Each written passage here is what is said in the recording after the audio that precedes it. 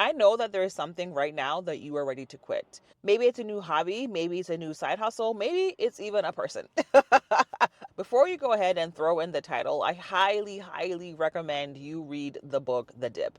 It is a super short book, but I promise it is going to change the way that you think through moving through obstacles. When I'm on top of my game and like really just being intentional, I try to read at least 15 minutes a day. So one of the books that I read this year was The Dip.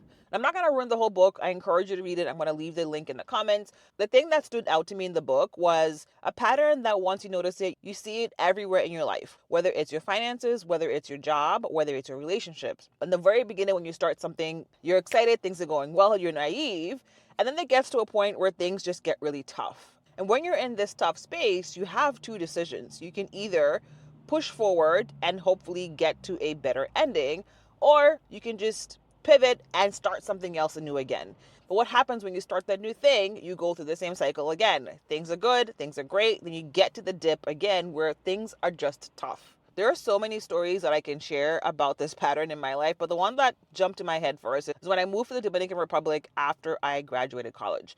So I had a paid internship after graduating, and it was through mid-December, and I had been applying to jobs throughout the summer, but I was not able to lock in a job. And so in that time frame, I decided that I was going to go teach English. Initially, I was going to move to Japan, but then I moved to the Dominican Republic instead.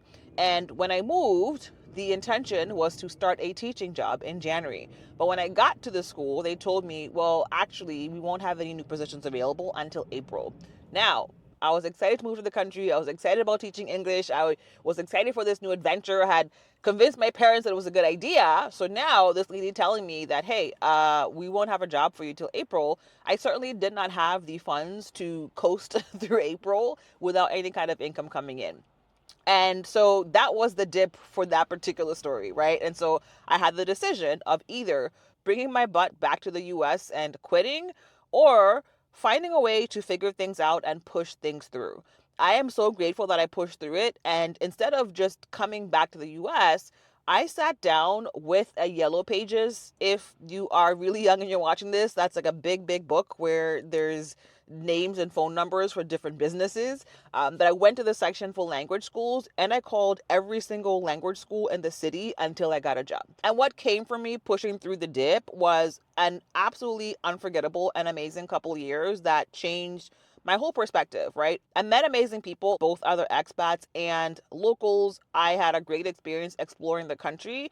But more importantly, I had a huge, huge boost of confidence that I can do things that are outside of the norm and things are going to be okay. And more importantly, be confident with making decisions for myself, even if other people don't necessarily approve of them. As I'm recording this, we're almost at the end of the year. But whenever you're watching this, it might be almost the end of the week, or almost the end of the month. I just want to encourage you to push through the dip.